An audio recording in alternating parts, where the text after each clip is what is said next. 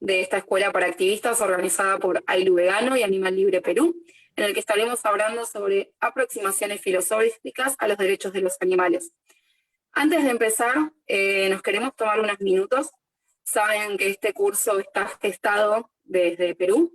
Todos estamos un poco o más o menos al tanto de lo que está sucediendo, pero el contexto sociopolítico y cultural en el que en este momento se encuentra el Perú no lo podemos pasar por alto.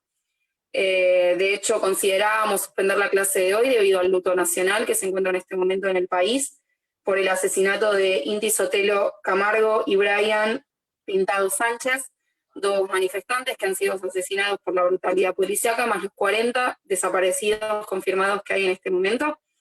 Entonces, sabiendo que esto pasó todo a último momento, no queríamos pasarlo por alto, no podíamos suspender porque felizmente contamos con gente tanto del Perú como de Chile, como es nuestro expositor del día de hoy, como gente de Perú, que por ahí no se encuentran en la posibilidad de poder salir a manifestarse a la calle. Así que queremos rendirles nuestro más profundo homenaje, honor y respeto a nuestros compatriotas que han dejado la vida luchando por la patria. Y antes de seguir, nuestra directora del AILU Vegano, Marcia Govinda Ruyenque, nos va a dedicar unas palabras.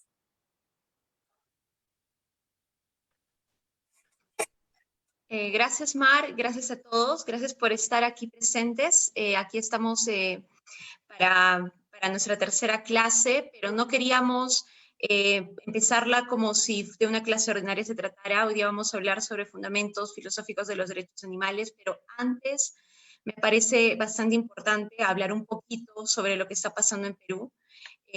Como ustedes saben, el día lunes 9 de noviembre, hace 6 días, el Congreso vacó a nuestro presidente Martín Vizcarra y puso a un nuevo presidente que es Manuel Merino, ¿no?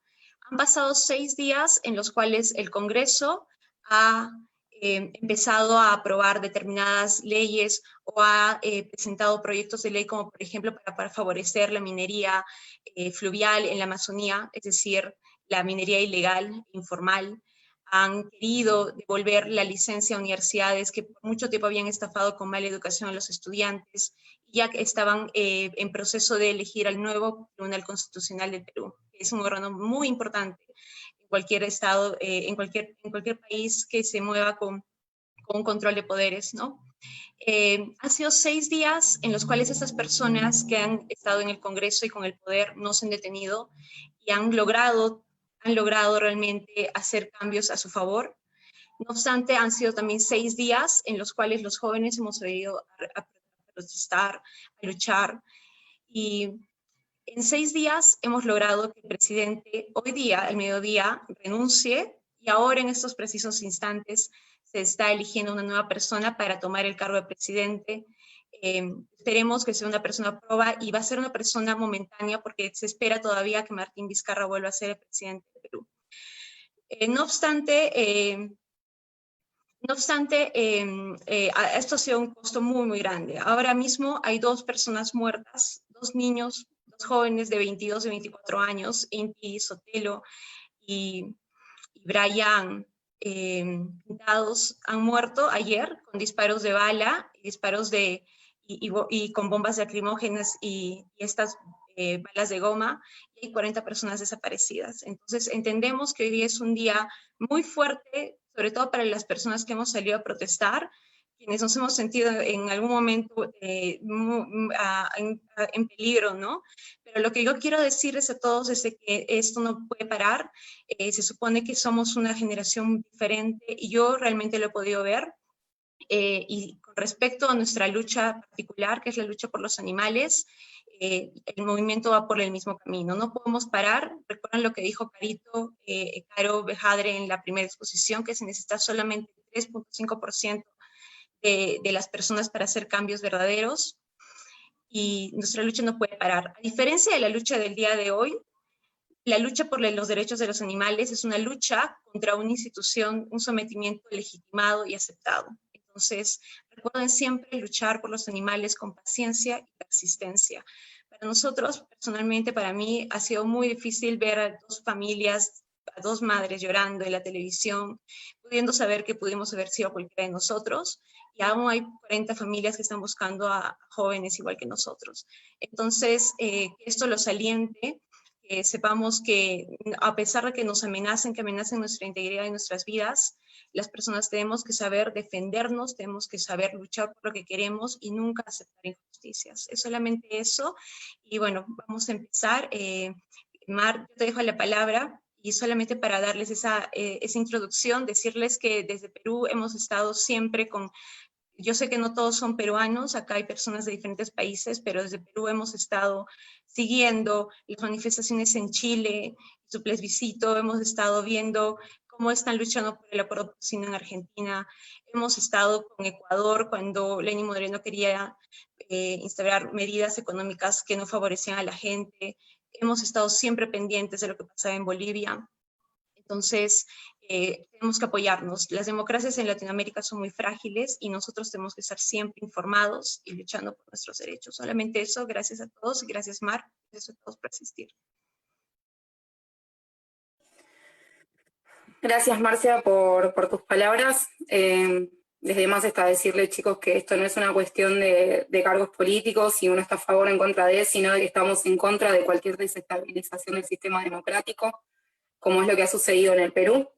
Así que, bueno, les agradecemos nuevamente a todos que a pesar de este momento de profundo dolor social que está sucediendo en el Perú, nos unamos todos y los apoyemos, porque así somos los latinos.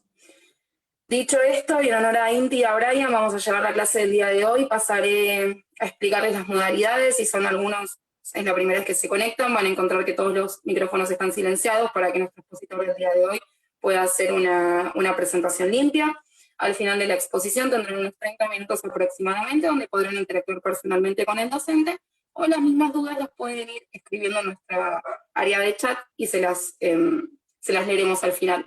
Por último, pero lo más importante, por cualquier eventualidad que tanto a Diego como a nosotros se nos caiga la conexión, solo les pedimos que aguarden unos minutos y se vuelvan a conectar al link que están conectados en este momento. Dicho esto, voy a pasar a presentarles a nuestra tercer expositor del día de hoy. Él es Diego Plaza Casanova, es abogado, tiene un máster en Derecho Animal abogado de la Universidad Pontificia Católica de Valparaíso, tiene un máster en Derecho Animal y es el director y fundador del Centro de Estudios de Derecho Animal, CEDA Chile. Diego, te damos la bienvenida, muchísimas gracias por estar con nosotros el día de hoy, la clase es toda tuya. Hola a todos, muchas gracias por la invitación. Estoy muy feliz de estar acá en esta instancia que pienso que es muy importante, indispensable para el proselitismo de la filosofía animal, para el perfeccionamiento de los miembros de este movimiento que es tan importante y que cada vez se hace más grande. Y bueno, antes de comenzar, nada más me gustaría solidarizar con el pueblo hermano del Perú. Lamento mucho la situación por la cual están pasando. Bueno, todos acá supongo que somos de Latinoamérica, quizás una constante histórica, estos vaivenes de inestabilidad política que, tal como decía Marcia, a veces tan frágiles. Y bueno, quizás de alguna manera lo que vamos a ver hoy día se relaciona indirectamente con el tema que sucede en el Perú o con estos vaivenes de inestabilidad que tienden a surgir en nuestros pueblos latinoamericanos. Pienso que la discusión de los derechos animales o de la ética animal está llena de matices, está llena de visiones distintas, y todas estas tienen en común que siempre tienden a apasionarnos, están muy mezcladas con nuestras emociones, con nuestras convicciones más íntimas, y muchas veces es fácil que nos precipitemos, es fácil que nos dividamos, que comencemos a apuntarnos con el dedo los unos a los otros, y si bien pienso que todos tenemos diferencias, es importante siempre mantener un estándar de respeto, un contexto de solidaridad y entendimiento mutuo. Yo creo que es la única manera de que todos podamos surgir y hacer avanzar esta lucha en la cual todos coincidimos. Y esto no solamente se da en el plano del derecho animal, en el plano de la lucha por los intereses de los animales, sino también en todo ámbito cultural. Así que eso, les deseo lo mejor. Espero que esto encuentre una salida pronto, que sea lo más justo posible, tanto para el pueblo peruano y que tenga la menor cantidad de consecuencias negativas, adversas, en todas las personas que están involucradas. Así que bueno, vamos a comenzar. Voy a compartir pantalla. Bueno, el tema de hoy entonces van a ser las aproximaciones filosóficas a los derechos animales. Esto quizás es un título un poco inespecífico, porque si es que hablamos de derechos animales, probablemente vamos a terminar hablando únicamente acerca del abolicionismo animal, que en un sentido estricto, estrictísimo, probablemente es una de las únicas posturas que postula el reconocimiento de derechos animales propiamente tal. Sin embargo, a veces utilizamos, o la mayoría de las veces utilizamos el concepto de derechos animales en un sentido mucho más amplio, de manera de que vamos a adoptar esta definición amplia para referirnos a distintas aproximaciones filosóficas y éticas que refieren a la consideración de los animales no humanos en nuestros discursos jurídicos, éticos y filosóficos. Muchas veces se tiende a perfilar al utilitarismo de Bentham, de Stuart Mill y de Singer por un lado, y al abolicionismo de autores como Reagan o Francione por otro, como opuestos dialécticos. Sin embargo, vamos a ver que probablemente, si bien se oponen en muchos aspectos, en otras ocasiones convergen estas dos posturas. Vamos a incurrir en la ficción de considerarlos como opuestos, para primero hablar del utilitarismo por un lado, luego del abolicionismo, y luego de algunas, solamente tres, de las muchas posturas que podemos encontrar quizás entre medio de estos dos polos, y finalmente vamos a esbozar ciertas quizás observaciones, consideraciones o reflexiones que eventualmente nos podrían conducir a la necesidad de evaluar la necesidad de diseñar un post-abolicionismo animal que permita avanzar de manera ulterior la liberación o la emancipación más absoluta de los animales no humanos, incluso allende el abolicionismo animal, el cual muchas veces lo tendemos a concebir como un fin último, pero quizás no lo sea, quizás solamente sea un paso adelante dentro de una progresión de distintos pasos o eslabones que debemos transitar para procurar la liberación más absoluta de los animales no humanos.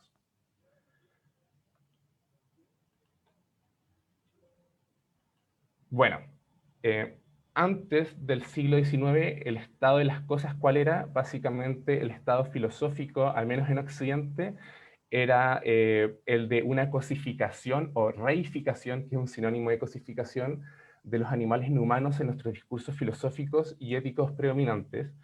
Esto estuvo determinado fundamentalmente por los postulados de los filósofos racionalistas, iluministas del siglo XVII. Dentro de ellos, uno de los más importantes fue René Descartes. Quizás para entender esta cosificación antropocentrista de los animales no humanos, debemos tener en consideración el contexto en el que surgen estas posturas. Básicamente, el racionalismo era una corriente filosófica que acentuaba el papel de la razón humana en la adquisición del conocimiento, contrastando con el empirismo que resaltaba el papel de la experiencia. Tenemos que tener en cuenta de que habían pasado algunos siglos luego de la Edad Media y un poco la exaltación de la razón humana y la intención de educar, de transmitir conocimientos en la sociedad para crear una sociedad un poco más iluminada o más educada, era el tenor de la época, y quizás una de las externalidades de la exaltación de la razón humana constituyó el mirar un poco hacia abajo o desmerecer las cualidades o al menos el valor ético de los animales no humanos. Esto encuentra quizás su ápice en el discurso del método, la famosa obra de René Descartes, en la cual el filósofo, como muchos quizás sabrán, llegó a señalar que los animales carecían de un pensamiento o alma racional y que más que nada eran máquinas automáticas o automatizadas creadas por Dios. Eran complejos mecanismos, tan complejos como un reloj, decía Descartes, pero que en realidad, por mucho que pudieran tener la apariencia de moverse por sí mismos o de guiarse o gobernarse a sí mismos, en realidad no eran más que máquinas, y en cuanto a tales, podrían ser utilizadas por los animales humanos para servirnos de ellos y satisfacer nuestras necesidades. Esto cambia durante el siglo XVIII, específicamente finales del siglo XVIII y comienzos del siglo XIX, con el utilitarismo, que es una de las posturas más importantes filosóficas animales, muy popular en los países anglosajones y probablemente es la que sigue primando hasta el día de hoy en nuestros discursos culturales, en nuestras legislaciones, en las organizaciones animales, en general las más grandes, las más importantes, siempre tienen un corte utilitarista o quizás su variante neobienestarista, que vamos a ver un poco más adelante. Básicamente, esta postura fue propuesta por Jeremy Bentham y John Stuart Mill. El segundo fue discípulo del primero, quien además fue su padrino, y luego durante el siglo XX, a mediados del siglo XX, fue retomado por el célebre Peter Singer, autor del famoso libro Liberación Animal. Quizás si pudiéramos reducir el utilitarismo a una máxima fundamental o esencial, podríamos decir que el utilitarismo busca definir la corrección de toda acción humana por su utilidad, esto es, por sus resultados y consecuencias. Y es importante señalar que al evaluar las consecuencias de esta acción para determinar su corrección, dicha doctrina requiere ser imparcial, es decir, requiere dar igual consideración a la felicidad de todos los individuos que estén siendo objeto o que puedan sufrir las consecuencias de esa acción, sin importar ni la raza, ni el sexo, ni la orientación sexual, ni las habilidades intelectuales, ni las habilidades físicas, etc.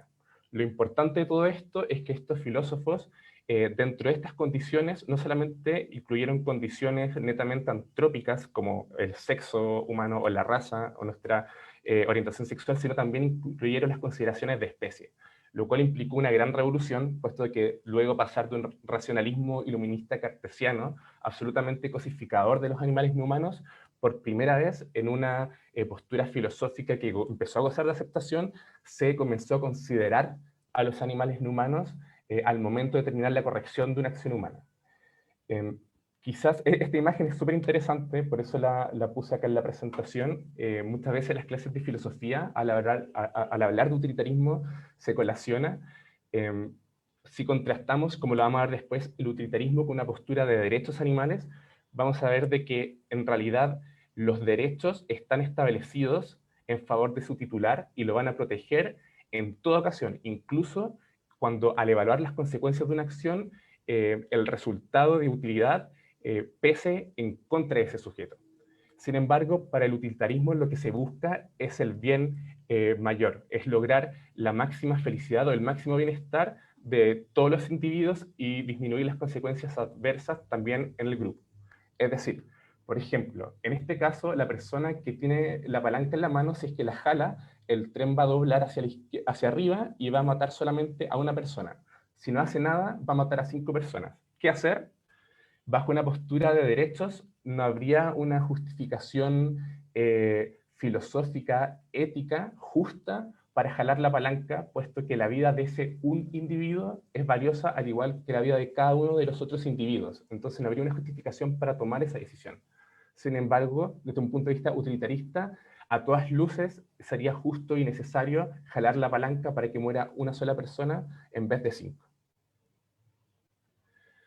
Si bien supuso una gran revolución ética, el utilitarismo con respecto a los animales no humanos, hay algunos aspectos que pesan en contra de los animales no humanos y que implica que no sea tan inclusiva como parece ser esta doctrina. Sin embargo, veamos un poco las máximas o quizás las aproximaciones más importantes del utilitarismo con respecto a los animales no humanos.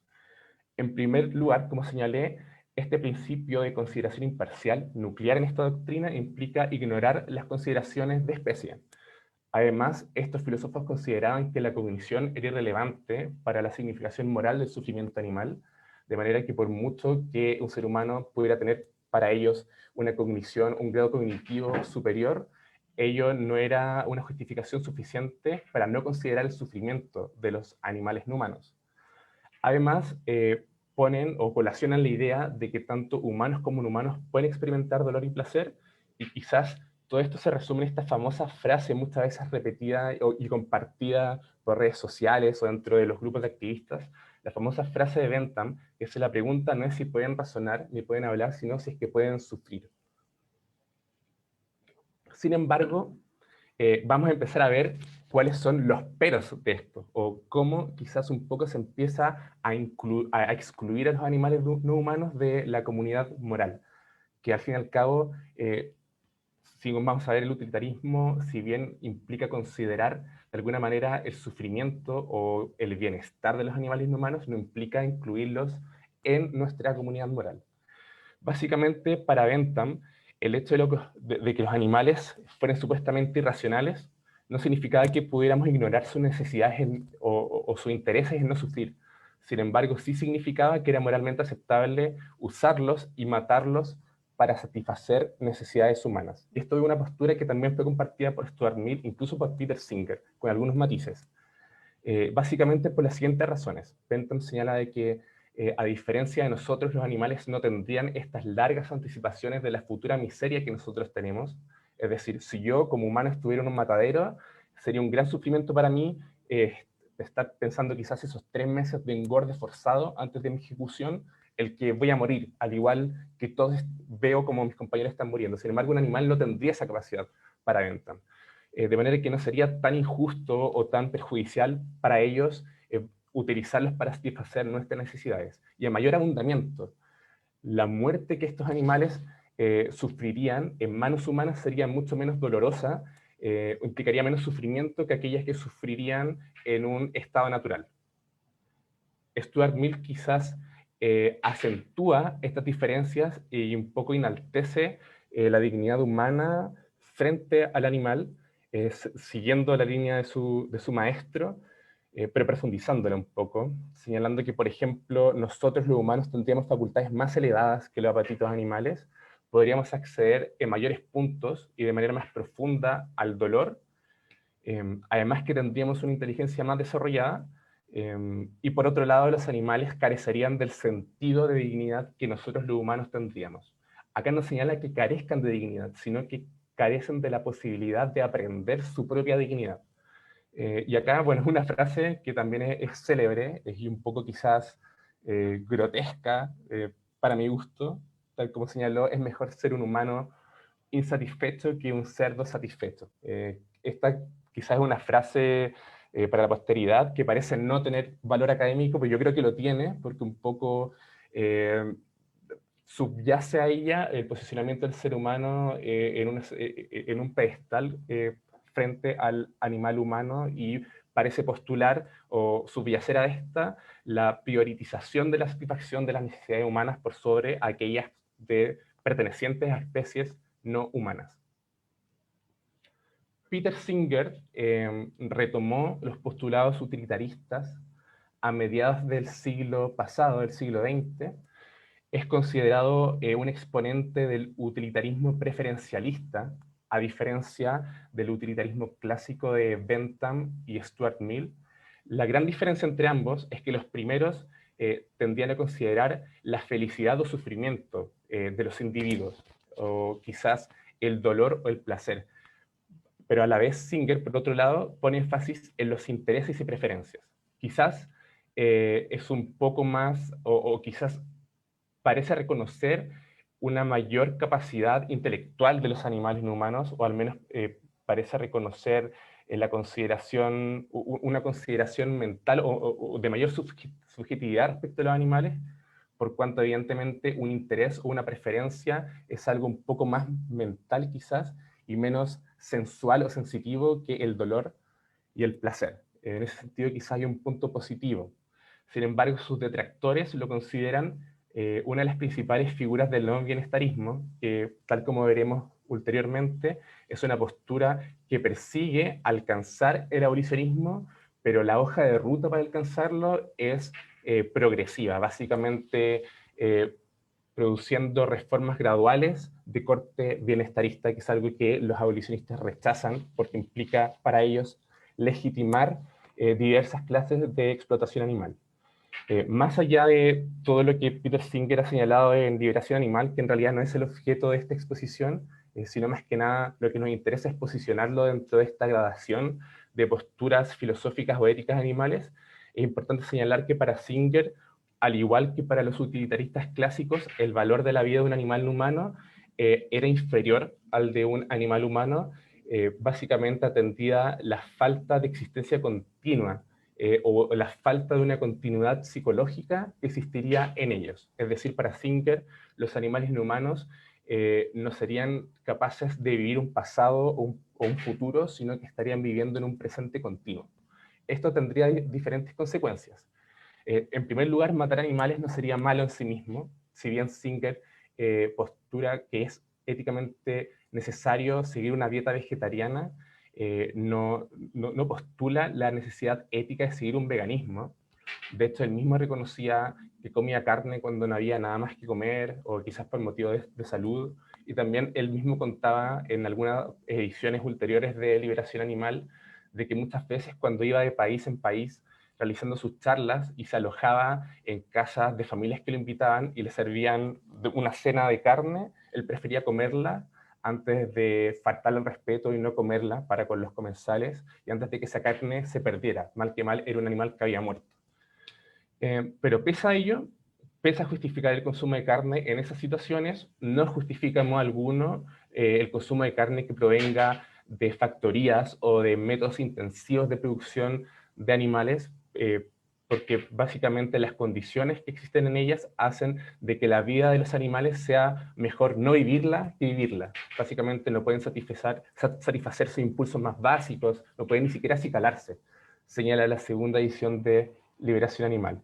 Es por eso que, en definitiva, justifica el consumo de carne humane, como se señala muchas veces, o carne producida de manera humana, y señala que no ve razón por la cual cuando se mata un animal producido de manera humana, que ha tenido, entre comillas, quizás de manera eufemística, una buena vida, no ve cómo esa muerte no se compensaría con la creación de un nuevo animal de la misma especie que vivía en condiciones similares.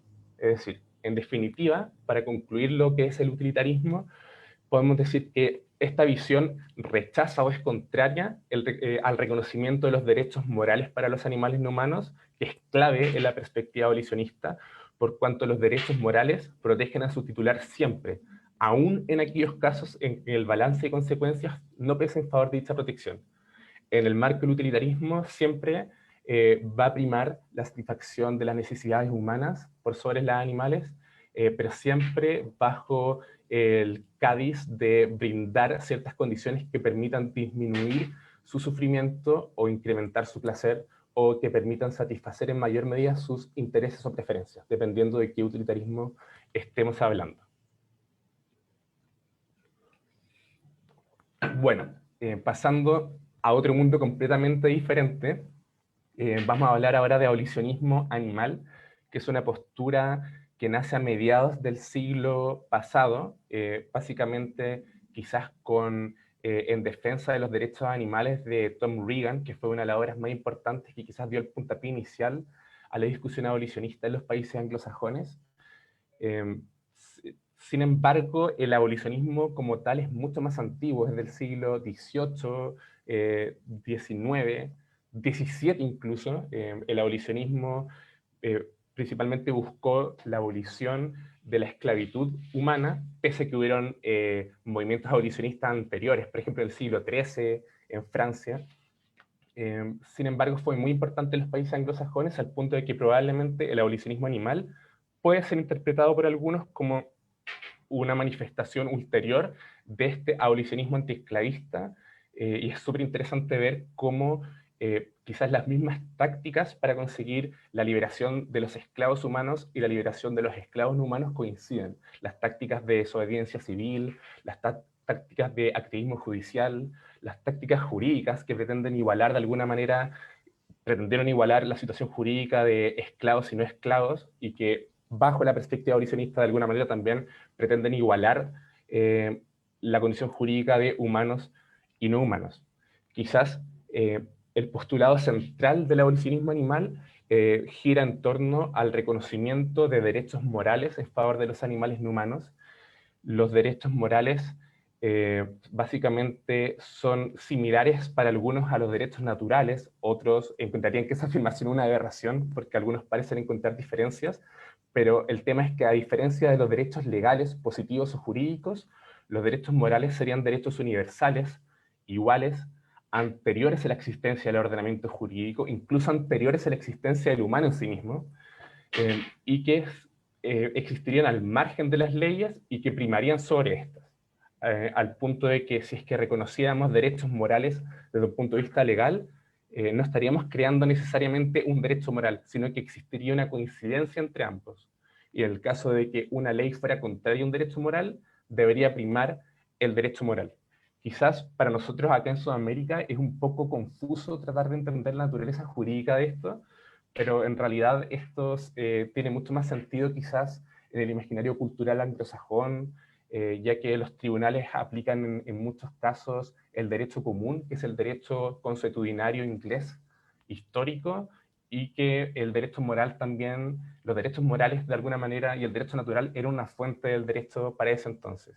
De manera que es una manera quizás de justificar una dignidad de los animales no humanos sin necesariamente que ésta exista reconocida en el ordenamiento jurídico. Algo que nuestros órdenes jurídicos latinoamericanos, que son de corte francés, que son súper legalistas y positivistas, quizás sea un poco lejano, porque en nuestras culturas tiende a primar siempre la ley por sobre una elucubración quizás filosófica o naturalista como es un derecho moral.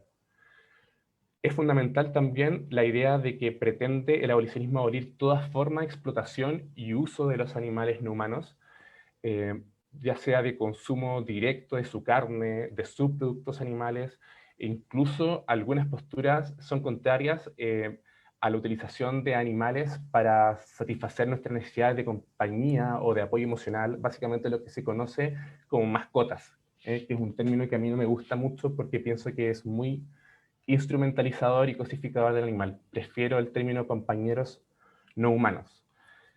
Y también exige una reconfiguración completa de nuestra concepción de la relación humano-animal. No exige solamente cambiar nuestra dieta, sino que implica un cambio ético, filosófico, cultural, social, mucho más grande que simplemente un cambio de las decisiones de compra o de consumo o las decisiones alimenticias o de orden nutricional que tomamos.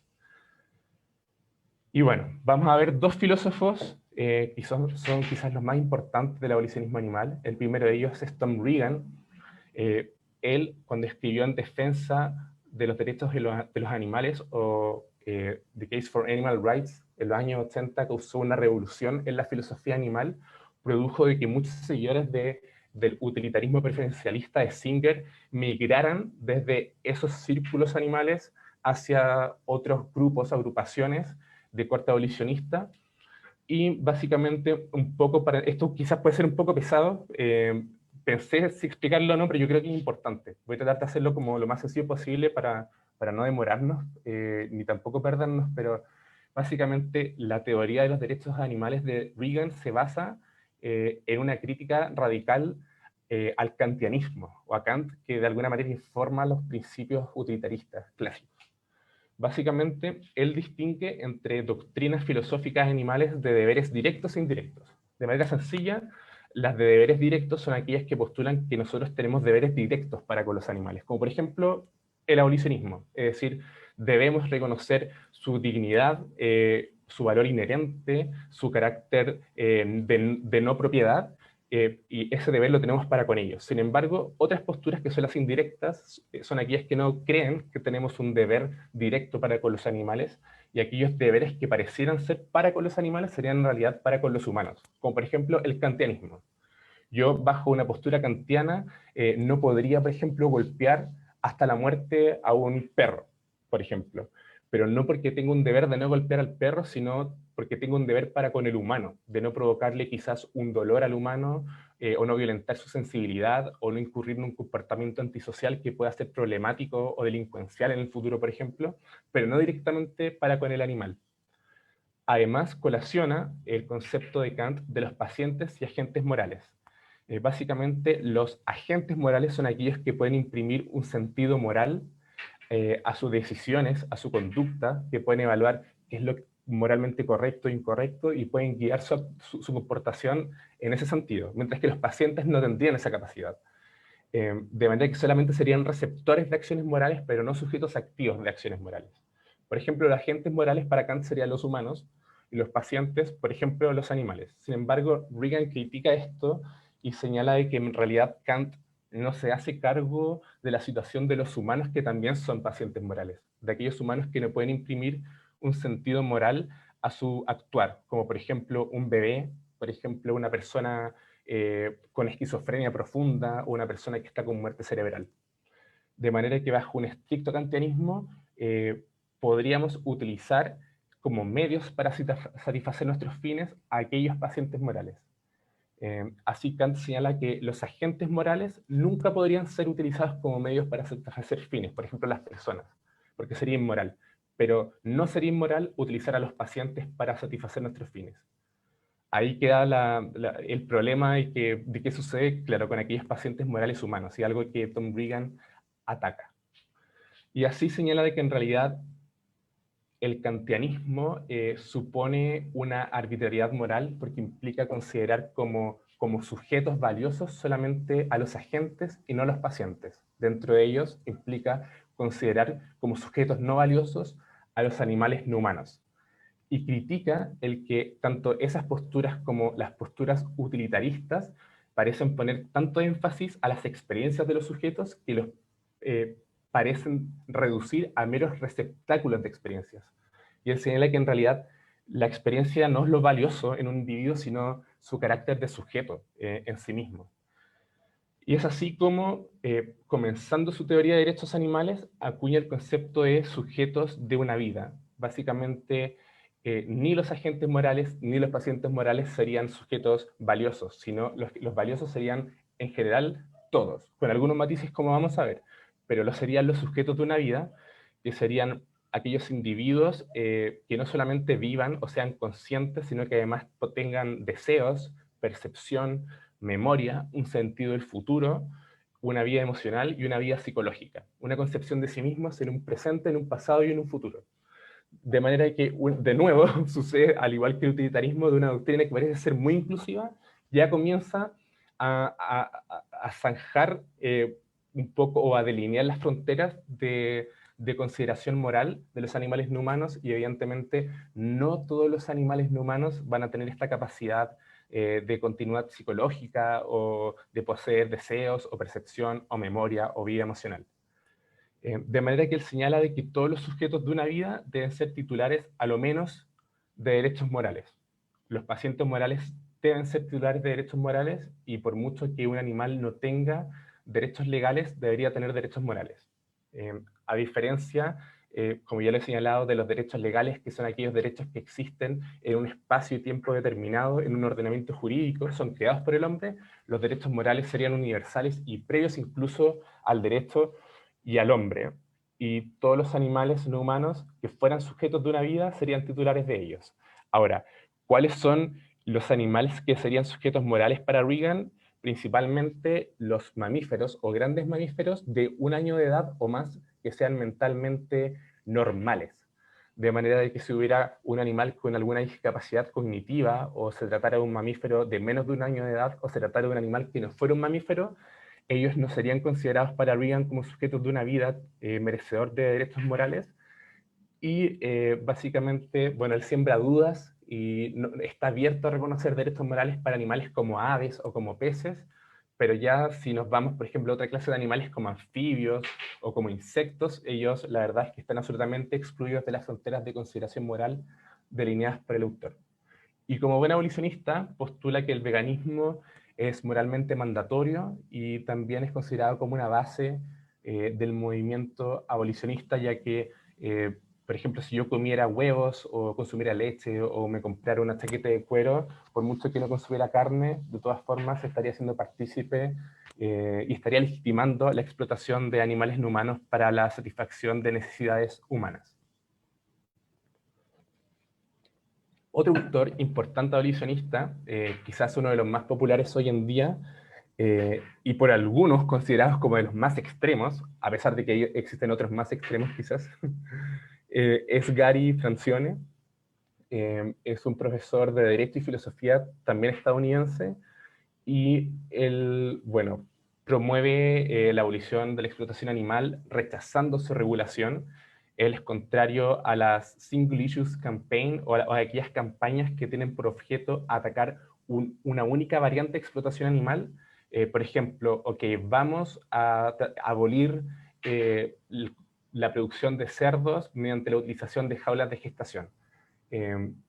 Por mucho que pueda ser considerada como abolicionista esa campaña, para Francione no sería abolicionista porque implicaría suponer o hacer el ejercicio mental de que las otras variantes de explotación animal no serían éticamente incorrectas, de manera que él postula básicamente la abolición de toda forma de explotación animal, y a diferencia de Reagan y a diferencia de los autores utilitaristas, él postula de que la sintiencia es el criterio nuclear fundamental y único en base al cual debemos utilizar para determinar qué animales pertenecen a la comunidad moral de carácter antrópico, o para determinar qué animales deberán ser considerados o sus intereses deberán ser respetados. En ese sentido se aleja de Singer y de Reagan y se aleja de su teoría de las mentes similares, que es básicamente reconocer de que aquellos animales no humanos que tengan estructuras cognitivas similares o análogas o próximas a la del humano serían aquellos merecedores de una mayor consideración moral, como por ejemplo un gran simio.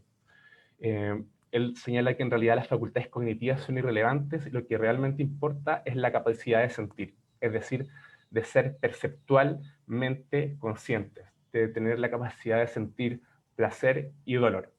Básicamente, la sintiencia justificaría la idea de que ese animal tiene interés en su propia vida, su propia existencia, y tiene interés en seguir viviendo, porque básicamente la sintiencia sería una manifestación física de un mecanismo biológico que estaría al individuo permitiéndole escapar de situaciones que puedan amenazar su vida, su salud, su integridad física, y que le permitan tender a condiciones que permitan su supervivencia o vivir de manera agradable en el mundo.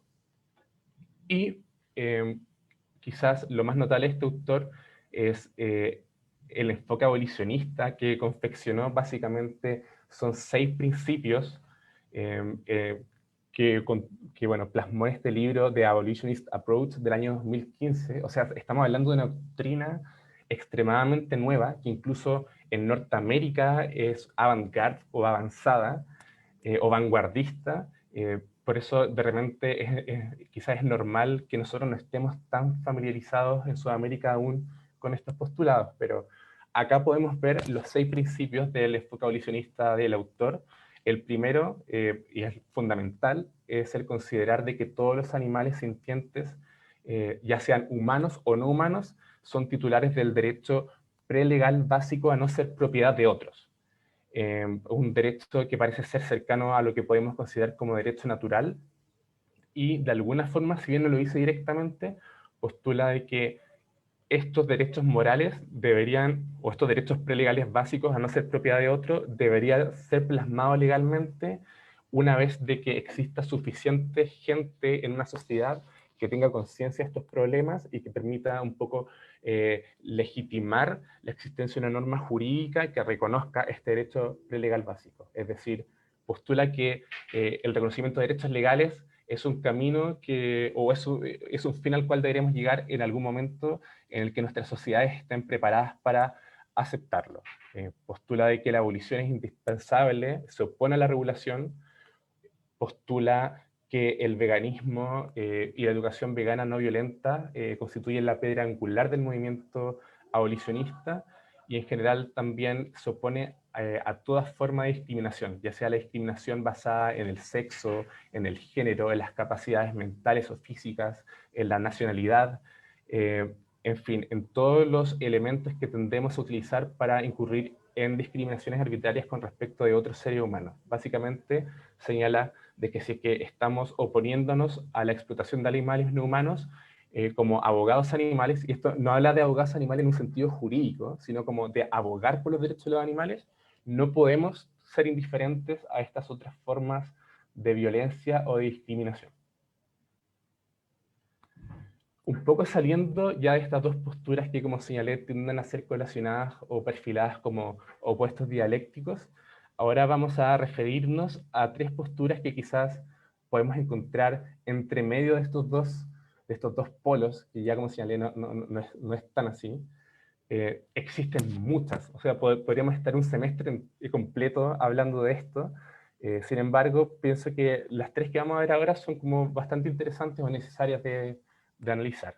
La primera de ellas es el neobienestarismo, que es básicamente quizás la perspectiva que prima absolutamente, como señalé, en nuestras legislaciones, en nuestros discursos animales, en nuestro activismo, en nuestras organizaciones, eh, que básicamente apunta a la idea de lograr en algún momento la liberación animal absoluta de toda forma de explotación humana, es decir, busca lograr el abolicionismo animal tal como lo revisamos precedentemente, pero la manera de alcanzarlo es mediante una reivindicación paulatina de la dignidad animal. Es decir, si bien busca dejar atrás las prácticas bienestaristas, es decir, aquellas prácticas de índole netamente utilitarista, que busca seguir explotando a los animales, pero consiguiéndoles ciertas migajas, por así decirlo. Es decir, vamos a seguir explotando a la gallina, pero hagamos una jaula 2 centímetros más grande, o vamos a seguir matando vacas, pero démosles un descanso de 5 minutos en la línea de producción del matadero. Eso es un poco el bienestarismo. De manera que el neobienestarismo busca alcanzar el abolicionismo mediante estas reformas progresivas de lo que se denomina como bienestar animal, que al fin y al cabo, y en mi opinión muy personal, constituye un eufemismo, es otra manera más de cómo en nuestras culturas utilizamos el lenguaje para maquillar o un poco negar realidades que nos parecen crudas, solamente por poner un ejemplo. En general son consideradas a nivel comparado en las distintas legislaciones como condiciones de bienestar animal en la producción industrial, por ejemplo, el corte de orejas de los cerdos, porque ellos cuando están estresados viviendo hacinados en estas gigantescas industrias, se vuelven violentos, ansiosos y se muerden las orejas, entonces se infectan, se enferman y eso va en detrimento de su bienestar. Entonces por su bienestar se le corta la oreja. También se les castra sin anestesia cuando son pequeños, porque si no tienen mucha testosterona y son más agresivos y se dañan. O por ejemplo, a las vacas también se les cortan los cuernos, a las gallinas se les corta la punta del pico para que no se puedan dañar, pero si se fijan, estamos hablando bajo el rótulo eufemístico de bienestar, estamos enumerando bajo ese rótulo una serie de conductas que implica perseguir de que los animales no se dañen en un contexto que se van a dañar de esa manera solamente porque nosotros los hemos puesto en esas situaciones, de manera de que es un poco, es un eufemismo básicamente, oculta la verdadera realidad y es por eso que el neobienestarismo también es muy criticado, sobre todo por los sectores abolicionistas, básicamente por el hecho de que no solamente legitima la explotación animal, sino que genera una particular asociación entre defensores de animales y explotadores institucionales. Un ejemplo de esto es PETA, la organización norteamericana, inglesa tengo entendido, People for the Ethical Treatment of Animals. Ellos, por ejemplo, han trabajado con muchas cadenas de supermercados norteamericanas, como por ejemplo Whole Foods. Han mantenido arduas negociaciones y han logrado, por ejemplo, que a contar del año, no sé, 2023, la cadena va a dejar de vender huevos de gallinas que hayan sido criadas en jaulas de batería. Y solamente van a vender huevos de gallinas que hayan sido criadas en un sistema de free range o cage free. De manera de que dentro del movimiento animal, estas reformas parecieran generar la sensación de que se está contribuyendo al bienestar animal, mientras que se está legitimando la explotación de ellos, y a la vez los explotadores institucionales lograrían generar estas certificaciones que son las que vemos a la derecha, entre muchas otras, que permitirían generar un intangible para sus consumidores que tendría la sensación de estar consumiendo una clase de explotación animal moralmente aceptable. Bueno, por otro lado, y esta es quizá mi parte favorita de la clase a la cual ya estamos por terminar, estamos acercándonos a su fin, el feminismo y la interseccionalidad. Básicamente, el feminismo ha sido o está unido al movimiento animal al menos en Occidente, desde sus orígenes, y pienso que es un tema muy importante el tema de la interseccionalidad existente entre estos dos movimientos. Cuando hablamos de interseccionalidad, para aquellos que puedan quizás no estar familiarizados con el concepto, se refiere a un enfoque que subraya que el género, la etnia, la clase, la orientación sexual, así como otras categorías sociales, lejos de ser naturales o biológicas, son construidas y están interrelacionadas. Es decir, se refiere de alguna manera al estudio de las identidades sociales solapadas, intersecadas, y sus respectivos sistemas de opresión. De manera que muchas veces, cuando abordamos movimientos que son analogables, como por ejemplo la lucha feminista, la lucha por los animales, la lucha por los derechos de las minorías sexuales, vamos a ver de que los sistemas o los edificios opresivos que recaen sobre ellos son similares, están informados o construidos por consideraciones culturales analogables que muchas veces son las mismas, y es posible apreciar una suerte de comunicabilidad entre estos edificios opresivos y entre las tácticas y las luchas y los pasos que estos movimientos deben, al parecer, dar para un poco derrocar estas formas de opresión. El ejemplo de esto es, un ejemplo de interseccionalidad es la lucha por los derechos de la mujer y por los derechos de los animales. Así, por ejemplo, las mujeres tuvieron un rol clave en el movimiento anti-vivisección anglosajón del siglo XIX y comienzos del siglo XX. Muchas de las sociedades de anti-vivisección fueron creadas por mujeres, al punto de que por algunos historiadores fue observado que estas mujeres que estaban agrupadas luchando por el sufragio femenino o por la reivindicación de consideraciones jurídicas hacia las mujeres que permitieran tender hacia una igualdad para con los hombres, ellos parecían ver en la víctima de la vivisección, parecían verse a ellas mismas y parecían canalizar toda esta ira que tenían por su opresión en contra del vivisector, que siempre eran hombres, básicamente. Por ejemplo, en Inglaterra, la Victoria Street Society y la British Society for the Prevention of Cruelty to Animals fueron fundadas por mujeres. Históricamente han mantenido una conformación 70-30, es decir, un 70% conformado por mujeres, un 30% conformado por hombres. Sus símiles creados en Norteamérica también, casi todas fueron creadas por mujeres. Y esto es algo que es muy paradójico, pero un poco refleja la triste realidad eh, de lo que sucede no solamente en el movimiento animal, sino también en general en otros aspectos culturales de nuestras sociedades. En la Marcha por los Animales de Washington DC en Estados Unidos en 1990, más del 80% de los manifestantes eran mujeres.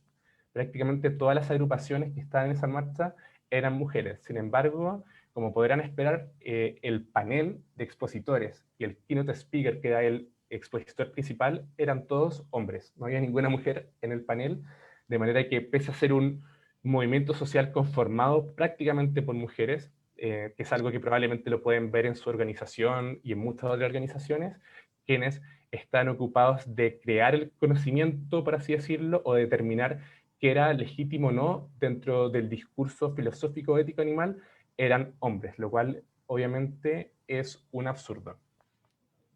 Por ejemplo, la participación femenina la podemos ver en distintos niveles. Por ejemplo, en organizaciones animales fundadas por mujeres tenemos, bueno, PETA, fue cofundada por Ingrid Newkirk, pero también estas otras en Inglaterra, en la India, como la Animal Welfare Board of India.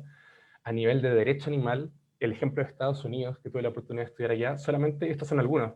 Joyce Tischler es considerada como la madre del derecho animal, que es la máxima eminencia dogmática jurídica de Estados Unidos, es una mujer. Katie Hessler fue la primera profesora de derecho animal contratada a tiempo completo. Delciana Winders fue la primera persona que creó una clínica jurídica de litigación animal en ese país. Pamela Fratch creó el Center for Animal Law Studies y también creó, con otras dos autoras también, el primer libro de case law o de jurisprudencia animal, un libro muy completo que es una base para el estudio de las personas que estudian derecho animal en aquel país. Todo eso fue creado por mujeres. Incluso en la política. Por ejemplo, en Holanda, durante el 2006, hubieron dos diputadas, 2 parlamentarias, mujeres, que fueron elegidas por bajo el Parliamentary Group for Animals, Marianne Thieme y Esther Ouwehand. Pero quizás lo más interesante se da en el plano dogmático, filosófico propiamente tal. A mí me gustan mucho estas 2 autoras, particularmente Carol J. Adams, pero por ejemplo, Laurie Gruen, dentro de las muchas ideas que acuña, señala que tanto mujeres como animales ejercen una función simbólica similar en una sociedad patriarcal, por cuanto ambas son lo usado, lo dominado y lo sometido. Esto se ve particularmente, particularmente claro en la explotación intensiva de animales, que gira básicamente en torno a la manipulación del ciclo reproductivo de hembras no humanas. Y bueno, Carol J. Adams un poco profundiza las relaciones patriarcales que existen tras el consumo de carne. En su libro Las políticas sexuales de la carne, profundiza esta idea, señala que la carne es un símbolo patriarcal, que esto también se puede apreciar incluso en el orden en que se sirven las comidas, que tradicionalmente la proteína de mejor calidad es consumida por el hombre de la casa, en cambio la mujer y los niños comen las proteínas de menor calidad, que son proteínas supuestamente como vegetales o animales, como por ejemplo vienesas o salchichas, o las sobras. Incluso en su libro señala que son prácticamente carroñeros los niños y las mujeres en un núcleo familiar, al menos clásico, al menos aquel existente en Inglaterra durante el siglo XIX y XX. Señala de que el lenguaje ontologiza a las mujeres como objetos, al punto de poner énfasis en la víctima, y reducir la explotación a la víctima. Por ejemplo, hablamos de una violación, hablamos de la mujer violada, o hablamos de la manipulación del ciclo reproductivo de las hembras no humanas, hablamos de la vaca inseminada o de la gallina, pero no estamos hablando de quién está explotándolo. Y básicamente señala también de que los hombres veganos desafían parte esencial del rol masculino en una sociedad patriarcal en que la carne es un signo de virilidad, al punto de que la deconstrucción de ello o la opción del veganismo por parte de un hombre implica una suerte de castración cultural autoinfringida. Y bueno, para concluir, dentro de de los muchos conceptos interesantes que invoca Carol J. Adams, está el de la proteína feminizada. Señala básicamente de que sea una situación particular con las hembras no humanas. Es el tema de la manipulación de su ciclo reproductivo mediante violaciones reiteradas, mediante la vulneración sexual continua de estas, para producir productos animales de los cuales consumimos para satisfacer nuestras necesidades. Entonces, de manera que esto sea particularmente en vacas o en animales como las gallinas. Y esta situación de explotación y de género interespecie es de tal entidad de que requiere, según ella, acuñar un concepto especial para describirla, y que es el de la proteína feminizada, o aquella proteína obtenida mediante la violación o la manipulación forzada de los ciclos reproductivos de hembras no humanas. Y finalmente, para concluir, me encantaría hablar de transhumanismo. Es algo que no tiene absolutamente nada que ver con derechos animales de manera directa, pero en alguna oportunidad, en un congreso de derecho animal, tuve la oportunidad de escuchar a un filósofo de la Universidad de Oxford que estaba hablando de los derechos de los posthumanos, o de los, por ejemplo, cyborgs, o semi-humanos, semi-máquinas, o inteligencias artificiales, y con ocasión de aquello, colacionado intentaba posicionar a los animales dentro de una suerte de gradación de consideración moral, y yo lo encontré muy interesante y algo que me encantaría compartir con ustedes. Básicamente el transhumanismo es una postura filosófica súper heterogénea que tiene distintas aproximaciones. En términos generales podemos decir que una postura que concibe que la forma humana actual no es el fin de nuestro desarrollo, sino es solamente el estado actual. Hay muchos pasos adelante. Otros ponen énfasis en que el transhumanismo propendería a la aceleración y evolución de la vida inteligente, y otros incluso postulan de que existiría un imperativo ético de hacer avanzar la inteligencia humana y no humana mediante la tecnología. Es decir, en términos, o en español, lo que quiero decir es que estas posturas postulan de que en el corto tiempo, y ya las hay, van a existir inteligencias artificiales, van a existir humanos que van a estar intervenidos biológicamente, ya sea de manera genética, o van a tener órganos que van a ser partes máquinas, o que vamos a tener tecnología suficiente para incrementar nuestros sentidos y nuestras capacidades intelectuales. Entonces, de manera que es mandatorio comenzar a reflexionar desde ya cuál va a ser la consideración moral y jurídica que vamos a dar a estas entidades posthumanas o transhumanas. En este sentido, es súper interesante lo que señala la Declaración Mundial Transhumanista. Les voy a leer, esta es la cláusula número 7 de la declaración. Señala de que abogamos por el bienestar de toda sintiencia, incluidos los humanos, los animales no humanos y cualquier intelecto artificial futuro, formas de vida modificadas u otras inteligencias, a las que puedan dar lugar los avances tecnológicos y científicos. De manera que lo realmente interesante es que, si bien intenta postular o perfilar a los transhumanos o posthumanos como sujetos valiosos, con cierta consideración moral o jurídica, con ocasión de ello, justifica también la inclusión de los animales no humanos, quizás entre medio de los humanos y de los posthumanos. Y a modo de ejemplo, vamos a hablar de los postulados de Woody Evans, que es un autor transhumanista, un filósofo, que él distingue entre las clases de derechos, en los dominios de derechos, y luego acuña esta teoría del actor red o de las redes de derechos. ¿En qué consiste esto? Señala básicamente que existen tres clases de derechos. Los derechos a ser, como por ejemplo a existir o a permanecer con vida. Los derechos a ser, como por ejemplo la libertad ambulatoria o la libertad de expresión. Y derechos a tener, básicamente, por ejemplo, el derecho a acceder a alimentos o a prestaciones de salud básicas. Pero también distingue que estos derechos pueden existir en distintas clases de dominios. Así, un dominio sería el derecho civil o el derecho legal. Yo puedo tener estos derechos en un ordenamiento jurídico, pero también puedo tener estos derechos en un derecho natural, en un plano de derecho natural. Es decir, al margen de que el derecho legal me lo reconozca, yo puedo tener el derecho a la vida como un derecho humano, que no es algo necesariamente que es legal. Pero también existen otros dominios, por ejemplo, en el derecho laboral. Yo puedo hablar de mi libertad ambulatoria o mi libertad para desplazarme, por ejemplo, libremente a nivel de derecho legal, pero también de derecho natural, y por ejemplo en un derecho laboral podría haberse restringido, porque supone que si estoy en mi lugar de trabajo y yo salgo como si nada de mi oficina, probablemente me despidan porque esté en violación de ese derecho, lo cual no obsta que yo legalmente tenga el derecho de salir de ahí, pero al menos en el plano del derecho laboral va a haber una causa de despido, por ejemplo.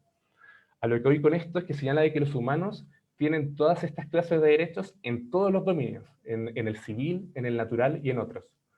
Pero, por ejemplo, señala de que nadie dudaría de que un animal humano puede tener el derecho natural a no ser maltratado. Pero sería como ilógico para Woody Evans que un animal no humano tuviera el derecho a voto, que sería un derecho legal. Con esto señala de que los animales al menos tendrían derechos en un plano natural, que es algo que quizás sin querer y sin estar ocupándose directamente del tema de los animales, coincide con Francione y con Reagan al reconocer derechos morales o naturales en favor de los animales no humanos. Y finalmente, para concluir, la teoría del actor red. Básicamente señala que todos los individuos que interactúan culturalmente en una sociedad interactúan con el ser humano o están vinculados de alguna manera con el ser humano, al punto de que tanto animales como máquinas que puedan interactuar se humanizan de alguna u otra forma al estar en contacto con nosotros. De manera de que, si bien un animal podría ser titular de derechos morales respecto de las entidades posthumanas o transhumanas, estas deberían tener más o menos derechos dependiendo de cuán alienados estuvieran respecto a nosotros. O sea, por ejemplo, si tuviéramos una entidad transhumana que fuera similar a nosotros como físicamente, intelectualmente, probablemente sería mandatorio para Evans reconocerle derechos legales. Sin embargo, si fuera alienada respecto a nosotros, o fuera simplemente, por ejemplo, un computador, un algoritmo, sería más dudoso, pero al menos, indispensablemente, habría que reconocerle derechos morales. Ahora, ¿por qué colaciono esto? Porque básicamente yo creo que da en el blanco Woody Evans con esta descripción de la teoría de las redes de derechos, Y eso es algo que podemos ver en distintos ángulos en el movimiento animal. Por ejemplo, en la teoría de las mentes similares, de autores como Singer, como Reagan, o incluso como Stephen Wise con su Non-Human Rights Project, que intenta propender de manera progresiva al abolicionismo animal mediante la interposición de habeas corpus en favor de animales no humanos, pero que son cognitivamente, por así decirlo, superiores, o menos alienados o cercanos a nosotros, principalmente chimpancés, grandes simios o incluso elefantes. Sin embargo, señala de que quizás en algún momento va a llegar el estadio cultural histórico en que sea posible interponer un habeas corpus, estoy inventando, por ejemplo, en favor de una estrella de mar. Pero hoy en día son demasiado alienadas con respecto a nosotros y es mejor partir, según ellos, con animales que sean similares a nosotros. Esa es una manera de interpretar quizás la teoría del actor red. Otra es ver cómo aquellos animales que interactúan de manera más cercana a nosotros parecen tener mayor consideración legal que otros que están de manera lejana. Por ejemplo, un perro o un gato, un compañero humano, al vivir con nosotros, al estar muy vinculados emocionalmente a nosotros, generalmente los órdenes jurídicos tienden a reconocerle ciertas consideraciones superiores que a otros animales. Por ejemplo, si yo disparo a mi perro con una pistola de aire comprimido en la cabeza y lo mato, eso va a ser crueldad animal. Pero si hago exactamente lo mismo con una vaca, va a ser bienestar animal, porque no la voy a estar matando con un corte en la garganta, sino la voy a estar matando de manera humana. Y como un mismo acto puede tener consecuencias jurídicas distintas dependiendo de la proximidad de que el animal no humano tenga o no con el ser humano. Y bueno, acá concluimos. Simplemente me gustaría esbozar o sembrar la siguiente duda o pregunta y me encantaría escuchar sus opiniones. ¿Ya? Bueno, quiero manifestar esta idea.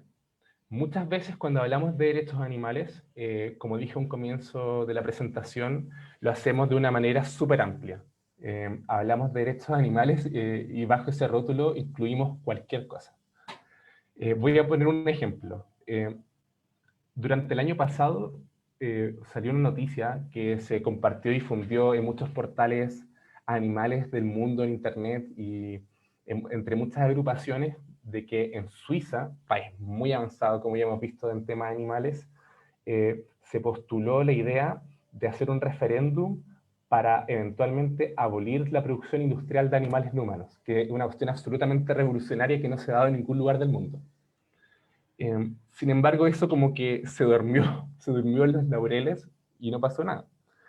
Y hace 2 meses salió otra noticia en medios internacionales de que en Suiza se está evaluando incluir los derechos de los animales en la Constitución. Así tal cual, derechos de los animales.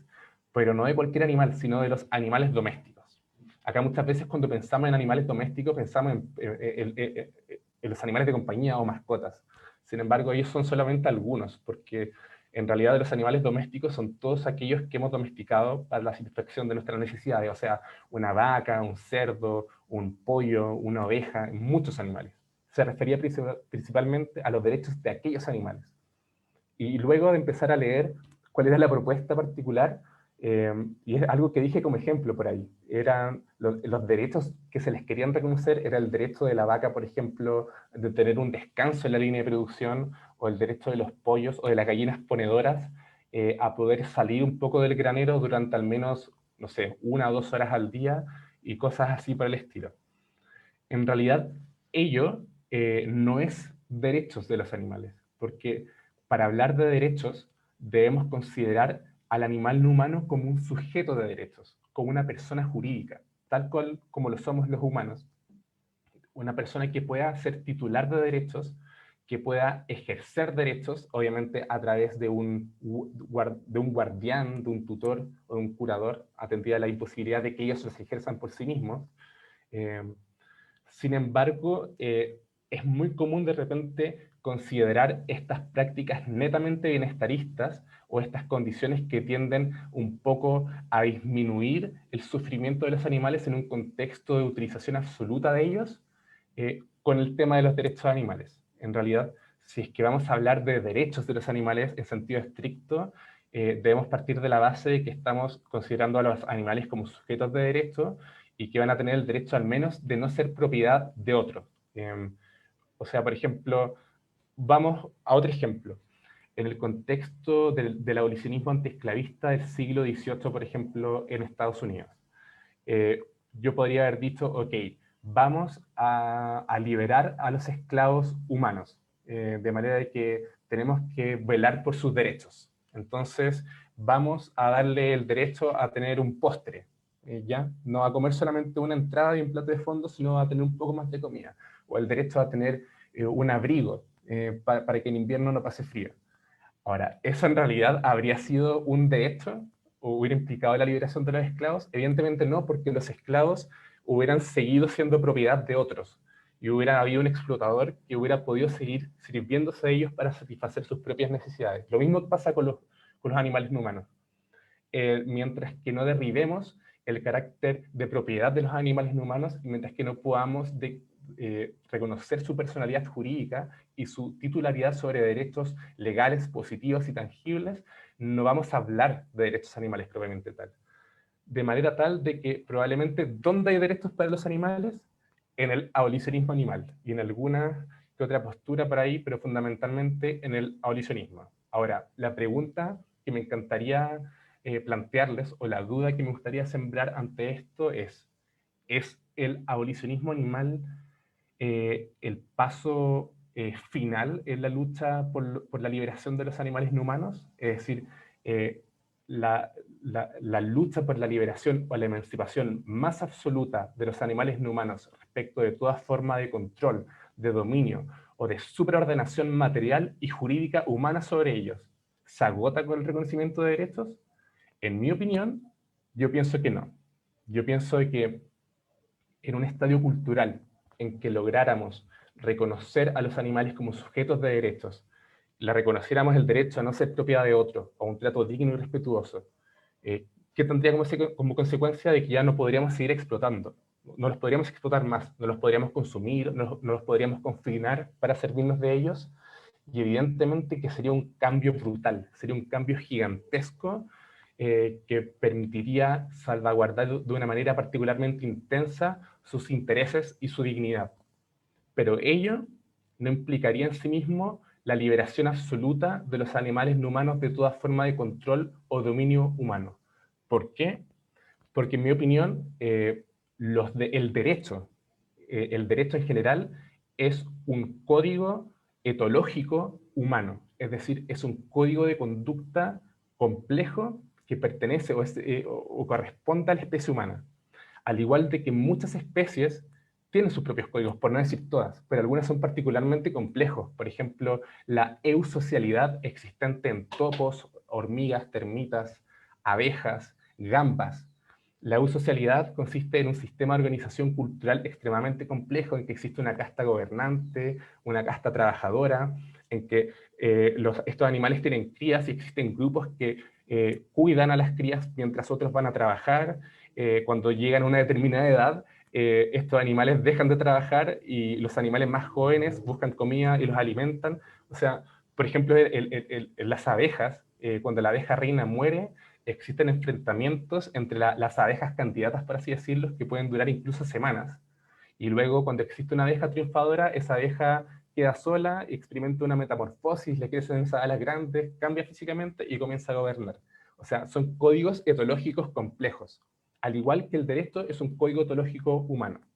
Entonces, ¿qué sucede? Yo pienso que reconocer derechos a los animales sería un cambio de la noche a la mañana. Sería un cambio muy importante a lo cual debemos apuntar como el próximo paso a seguir.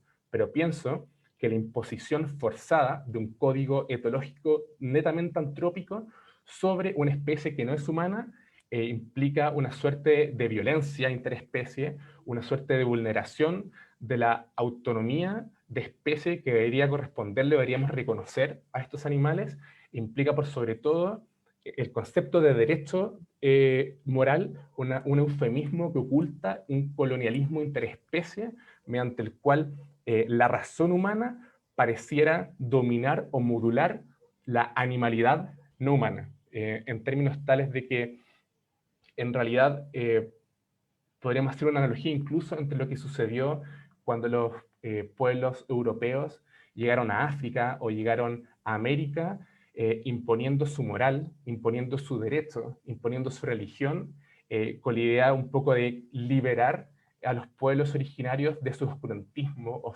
de su ignorancia, de su inmoralidad. Ahora, ¿cómo podríamos entonces lograr una emancipación tan absoluta de los animales no humanos respecto del humano, respecto de toda forma de control humano, incluso respecto del ordenamiento jurídico o de su juridificación directa? Ese es un desafío que queda para todos nosotros, es un desafío que debemos enfrentar, debemos desde ya, en mi opinión, comenzar a reflexionar, a investigar, a pensar cómo podríamos diseñar un derecho animal libertario que permita garantizar la libertad y emancipación más absoluta de los animales no humanos sin juridificarlos directamente, sin imponerles nuestro ordenamiento jurídico, nuestro código ontológico, sin imponerles por la fuerza nuestros propios códigos culturales, los que ellos no comprenden y probablemente no tienen interés en participar. ¿Cómo podría hacer eso? En mi opinión, y en resumen, mediante tecnologías jurídicas de liberación animal que deben ser desarrolladas en el futuro por toda la gente que esté interesada en ello, que va a girar sobre la idea de utilizar el derecho o nuestro propio código etológico para limitar nuestra propia libertad en favor de la libertad de los animales no humanos. Es decir, bajo un paradigma jurídico en cuya relación jurídica el ser humano intervenga como sujeto activo y pasivo, como sujeto y objeto de aquella relación de poder. Y bueno, eso es algo que me encantaría escucharlos, saber qué opinan. Básicamente así concluye la exposición de este día. Muchas gracias por la invitación. Los dejo invitados también a acceder a la página del Centro de Estudios de Derecho Animal CEDA Chile, cedachile.cl. Tenemos presencia en todas las redes sociales. Trabajamos un poco difundiendo los grandes avances jurídicos comparados que existen semana a semana en el mundo y también desarrollando investigaciones jurídicas y también literarias que abordan aspectos animales, aspectos interseccionales y que tienden todas de alguna manera a generar condiciones culturales que permitan esta emancipación absoluta de los animales no humanos de toda forma de dominación humana. Diego, muchísimas gracias. Ha sido una presentación impecable. Creo que nos has dejado todo boquiabiertos porque el chat está mudo. Así que creo que todos hemos escuchado con muchísima atención. El equipo técnico del AILU está poniendo a ver si alguno quiere activar su micrófono. Vamos a pasar a ese procedimiento. Si alguien tiene dudas de la exposición de Diego, pueden aprovechar esta oportunidad para hacer una pregunta personal, para responder el postulado sobre pensar en la forma de emancipación más absoluta para la liberación animal total. Entonces, si alguien quiere activar el micrófono, si no, yo tengo algunas dudas por escrito. Puede activar su micrófono la persona que quiera. El resto, por favor, si ven que no son el elegido en este momento, pasen a desactivarlos otra vez, por favor. ¿Alguien que quiera hablar con Diego? Hola, ¿qué tal? ¿Qué tal? Buenas tardes, ¿cómo estás? Hola. Muy bien, gracias. Tengo una pregunta personal. A mí me gustaría saber cómo le puedo explicar a un niño pequeño sobre el veganismo. He pensado en varias maneras, pero no sé cuál podría ser la correcta sin tener que ir más que todo al maltrato. He empezado a pensar que podría decirle respeto hacia los animales, la comida y todo eso, pero ¿cuál podría ser una respuesta más sólida, más fundamentada para explicarle a un niño menor de 8 años, así? Bueno, es una súper buena pregunta y no estoy seguro de tener la respuesta, pero te puedo dar mi opinión, que eso sí lo puedo dar. Generalmente cuando se habla de veganismo, al menos yo cuando lo he visto en los discursos de distintas organizaciones animales, muchos se centran en la idea del respeto, de la dignidad o del valor inherente de los animales no humanos. Muchas veces se dice incluso con algo de agresividad, tengo que señalar, que eso es una razón suficiente para ser vegano y ninguna otra justificación es suficiente. Sin embargo, también existen muchas otras escuelas, por así decirlo, o posturas que no solamente se centran en el tema animal, sino también en el tema ambiental, en el calentamiento global, en el hambre mundial, de que como una dieta vegana no solamente sería idónea para alimentar a una mayor cantidad de gente en el mundo que aquella dieta que está basada en la generación de proteína o la producción de proteína animal, sino que además es una producción de alimentos mucho más limpia y que evita básicamente la producción de alrededor de entre el 14 y el 17% de las emisiones de gas de efecto invernadero, porque alrededor del 15% de los gases que están determinando la existencia del calentamiento global hoy en día son emitidas por las CAFOs o por estas operaciones de alimentación animal o de confinamiento animal concentradas o por la agricultura industrial intensiva. ¿Por qué digo esto? Yo creo que ambos son argumentos válidos, no son excluyentes. De nuevo, con la idea de la interseccionalidad, la lucha por el medio ambiente o la lucha en contra del calentamiento global no es excluyente ni es paralela a la lucha por la liberación de los animales. Y yo creo que quizás, o sea, yo sigo siendo convencido de que en realidad la consideración a la libertad o dignidad del animal debería ser de alguna manera un argumento suficiente, pero pienso que con las generaciones como más nuevas de personas, con las personas más jóvenes, el argumento del calentamiento global, de cómo estamos destruyendo el planeta y de que si es que no hacemos algo en los próximos 10, 20 o 30 años, todos vamos a dejar de existir, o gran parte de la especie de este planeta. Al menos en mi experiencia, lo que he visto es que la gente joven, los adolescentes, están súper involucrados con el tema de la lucha en contra del cambio climático, quizá influido por Greta, y yo creo que también es un argumento bueno que puede servir para un poco introducir a la idea del veganismo y también a la lucha por los derechos de los animales a las generaciones más jóvenes. Gracias, gracias. Muy bien, muchas gracias a ti. ¿Alguien que tenga alguna pregunta que hacerle personalmente a Diego?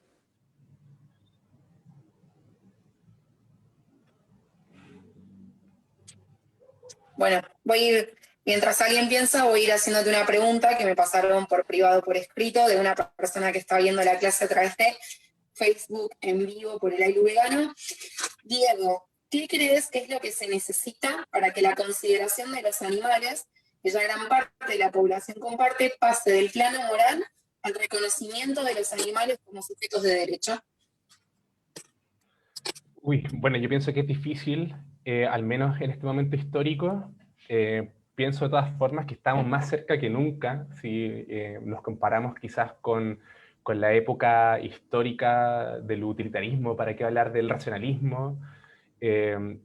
Pienso de que existen, a ver, en primer lugar, el veganismo obviamente pienso que es una base del movimiento, pienso que en la medida de que las personas se den cuenta de que una dieta vegana no solamente contribuye a disminuir la explotación animal, sino también contribuye a disminuir la explotación del medio ambiente, de la tierra, de alguna manera se hace cada vez más plausible culturalmente el legitimar la existencia de normas jurídicas que permitan ya sea la liberación de los animales o el reconocimiento de derechos, o al menos de ciertas prerrogativas básicas en favor de ellos. Nadie está diciendo de que reconozcamos el derecho a votar o el derecho, no sé, pero al menos consideraciones básicas que eviten la explotación de estos por parte del ser humano. Sin embargo, creo que también existen formas de activar con argumentos que de repente los pasamos por alto y que son fundamentales. Cuando postulamos la idea de reconocer derechos a los animales parece una aberración, parece que estamos todos locos, parece algo absolutamente poco plausible, pero pongámoslo desde este punto de vista. Por ejemplo, en nuestras sociedades, o en el derecho chileno, una empresa individual de responsabilidad delimitada es un sujeto de derecho. Una sociedad anónima. ¿Qué son esos? Son abstracciones jurídicas que no tienen una existencia corporal, que no tienen una vida, tampoco tienen una continuidad psicológica, como habla Peter Singer, pero que sí son sujetos de derechos, que el ordenamiento sí establece edificios jurídicos para velar y proteger sus intereses, establece mecanismos, porque obviamente uno puede decir que un animal no puede ejercer derechos, y ese era uno de los primeros argumentos que se daban en contra de los derechos de los animales, pero una sociedad tampoco, no puede actuar por sí misma, sino por gente que está determinada por el ordenamiento jurídico. Incluso si vamos más allá, en la India, que es un país que ha tenido un avance jurisprudencial vertiginoso con respecto a los derechos de los animales desde agosto, es algo que podemos comentar después, eh, existe el reconocimiento de personalidad jurídica por fallos de los ídolos hindúes. ¿Qué son los ídolos hindúes? Son básicamente estatuas de dioses o deidades que la gente va, les deja ofrendas, muchas veces dineros, comidas, ropa, y esto obviamente surgió el problema de cómo se administra esto. Básicamente nosotros sabemos cómo es el ser humano, básicamente son monasterios, son administrados por seres humanos, surgen todos estos conflictos de cómo administramos estas riquezas que están llegando, y los fallos han reconocido que son personas jurídicas y que el monje a cargo, por ejemplo, del monasterio, va a administrar y representarla ante tribunales o ante la ley. O sea, si podemos considerar de que una sociedad anónima puede ser un sujeto de derecho, que una estatua puede ser sujeto de derecho. Incluso en jurisprudencia, por ejemplo, de Sudamérica, en Colombia, incluso los ríos pueden ser titulares de derecho, al igual que en la India, en Nueva Zelanda, las montañas o distintos elementos que conforman el medio ambiente pueden ser titulares de derechos. Es absolutamente plausible considerar de que los animales puedan serlo. Ahora, ¿por qué no sé, generalmente, cuál sería el mayor obstáculo a esto? Básicamente lo arraigado que está o lo importante que es para las sociedades humanas seguir produciendo animales desde un punto de vista económico, todo el poder que existe detrás.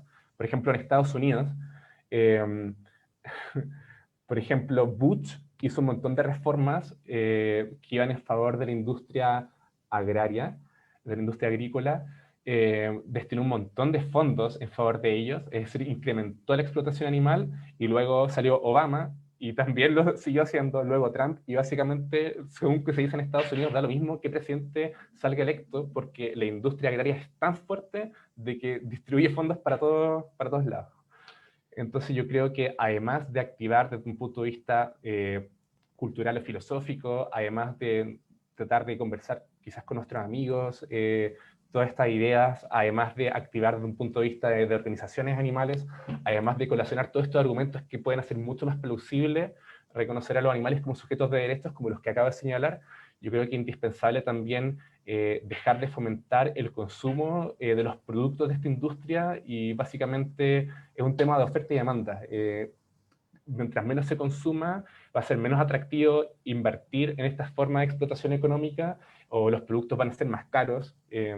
Quizás también, bueno, y este es un tema también súper interesante, fomentar las opciones veganas que tienen las distintas como empresas o emprendimientos, un tema que es súper delicado desde un punto de vista ético para los activistas. ¿Qué pasa, por ejemplo, una empresa gran productora de carne, por ejemplo, como AgroSuper, como lo es en Chile? Saca una línea de hamburguesas veganas. ¿Es comprarla o no comprarla? O, por ejemplo, McDonald's, que anunció esta semana de que va a sacar la primera hamburguesa vegana en todos los países del mundo. ¿Comprarla o no comprarla? Muchos dicen no, porque en realidad si le damos a McDonald's nuestro dinero, ellos siguen explotando animales.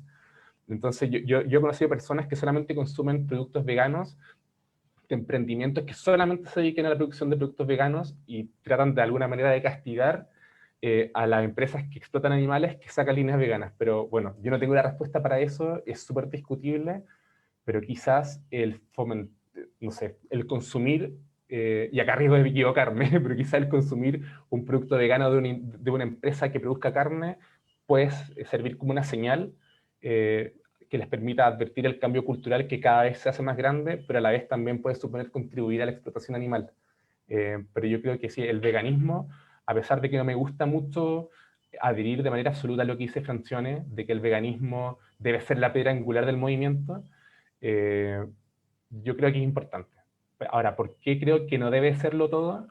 Porque pienso que el veganismo, de alguna manera, se reduce no solamente a un ámbito alimenticio, que manda un mensaje político potente, es verdad, pero también puede reducirse quizás a una técnica o una tecnología de consumo o de mercado.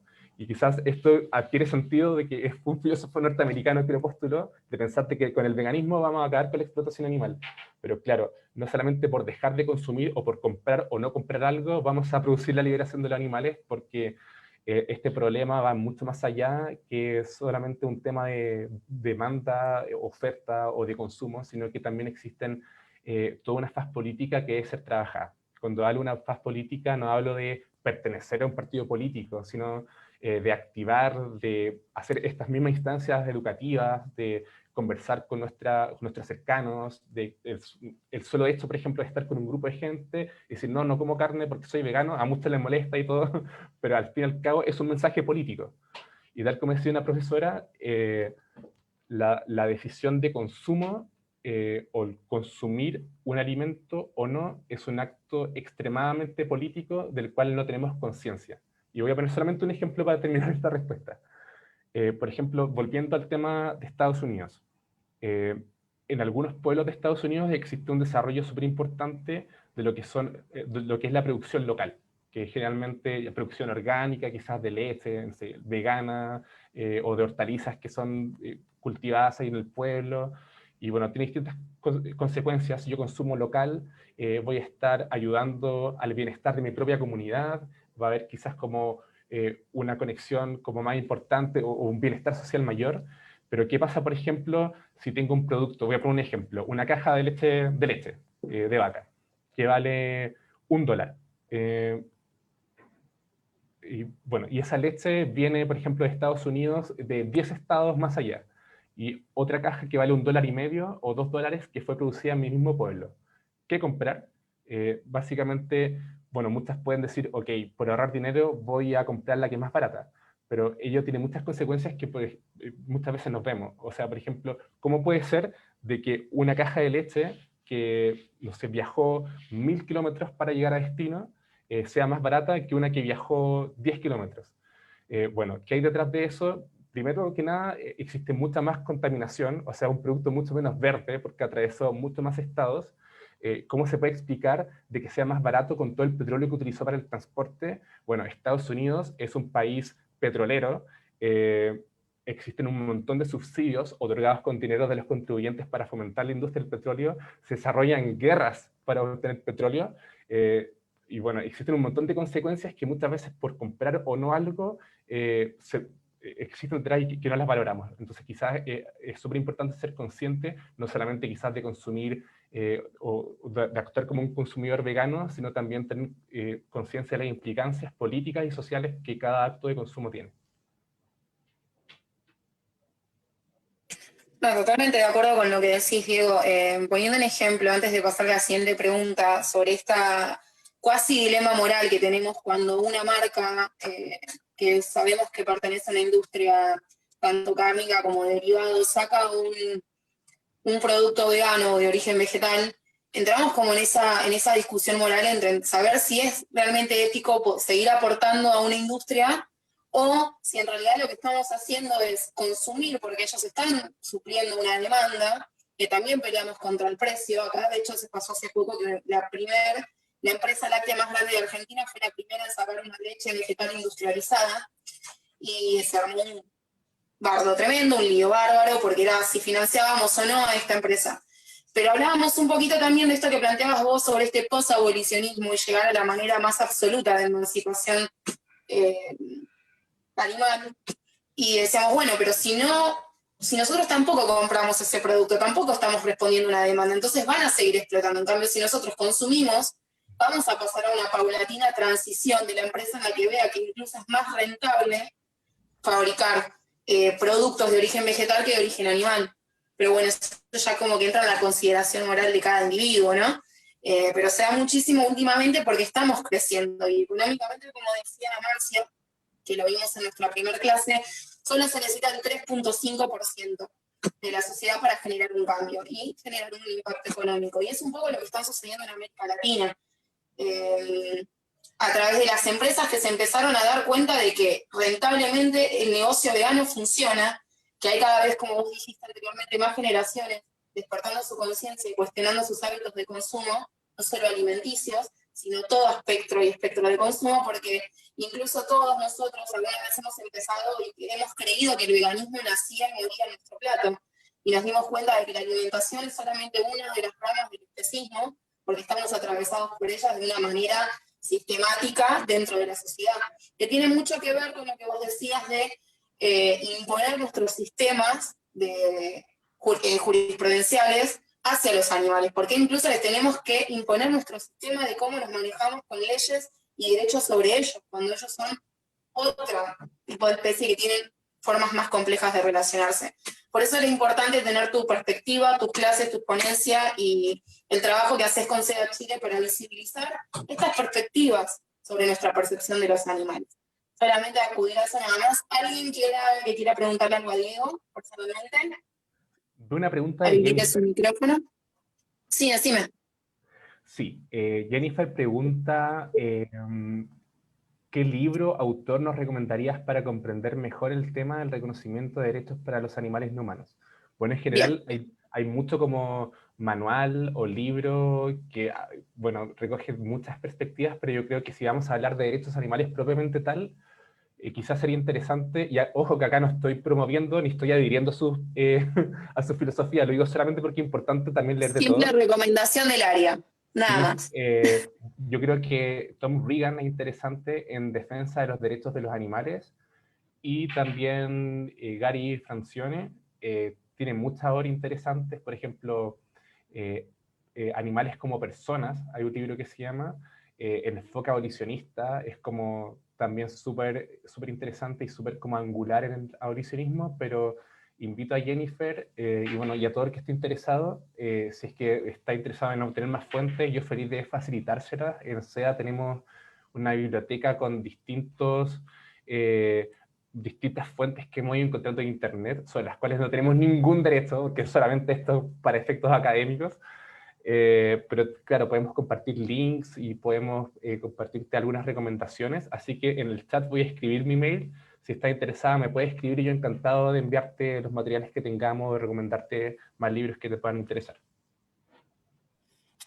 Buenísimo, Diego, muchísimas gracias. Aprovecho esa pequeña reseña que diste. Nosotros estamos armando, chicos, para avisarles los que se han esperado el material por email. Creímos que como hay asistentes que están en este momento en Zoom y otros que están en vivo que no han llegado a poder acceder a Zoom, en las próximas semanas van a tener una biblioteca digital de un drive público que vamos a publicar en Ailu Vegano con distintos materiales sobre derecho, filosofía, nutrición, cosmovisión, ciencia animal, activismo, etc. ¿Alguien que quiera habilitar su micrófono? Si no, pasamos a unas últimas dos preguntitas.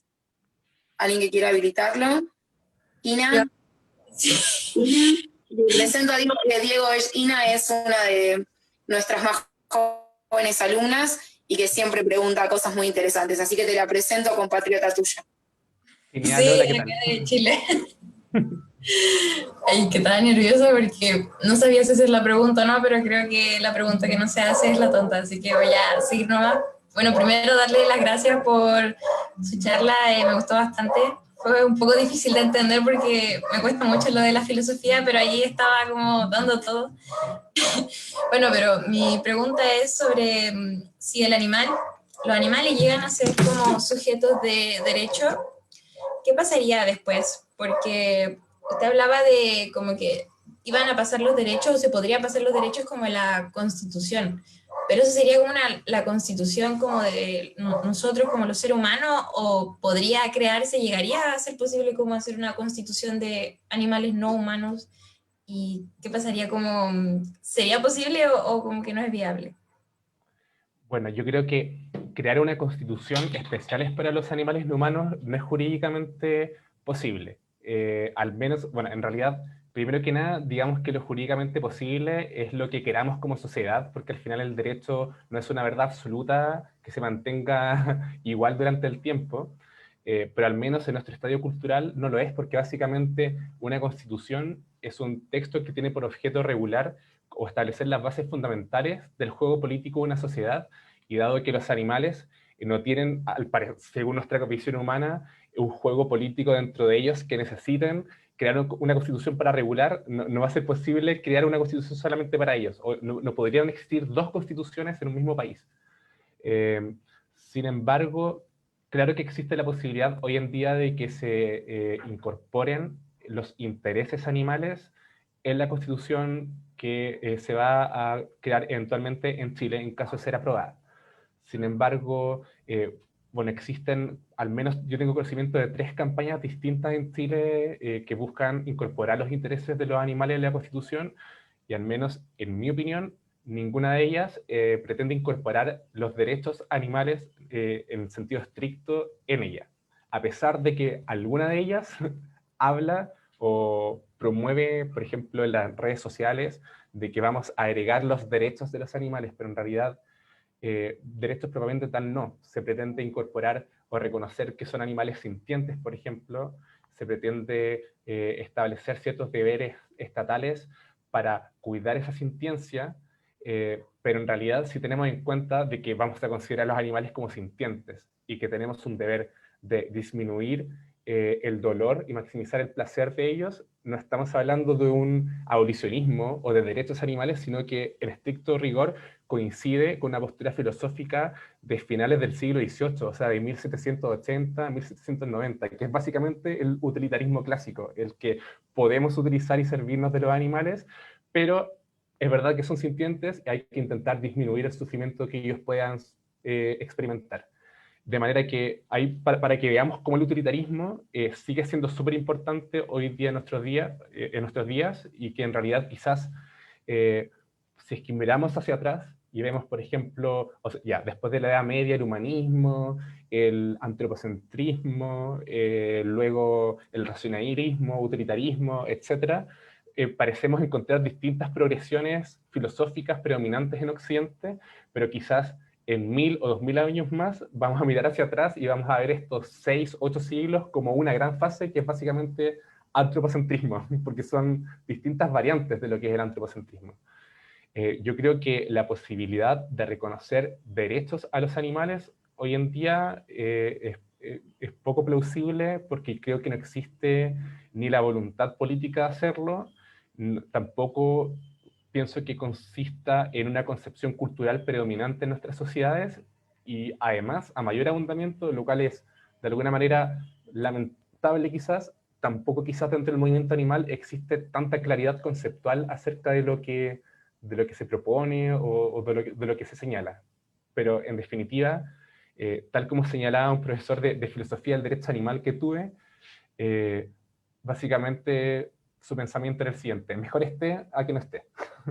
Entonces, por ejemplo, él estaba como súper emocionado con los derechos de la Pachamama o los derechos de la naturaleza que se incluyeron en la Constitución de Bolivia, y a la vez yo tenía una compañera que era boliviana y que ella le rebatía súper vehementemente al profesor: oye, pero esto en verdad quedó pendiente, se iban a dictar leyes para ejecutar esas disposiciones constitucionales, nunca se dictaron, casi una falacia jurídica, y ella se enojaba mucho con eso, y el profesor decía: pero está, mejor que esté a que no esté, quizás en algún momento algún tribunal va a poder tomar esa disposición constitucional, fallar algo distinto, o al menos va a haber una justificación positiva o legal para realizar futuras modificaciones legislativas, etc. Así que bueno, yo creo que algo súper discutible, yo creo que es súper plausible de que de alguna manera se incorporen los intereses animales en la Constitución, pero derechos propiamente tal, hoy en día no lo creo posible.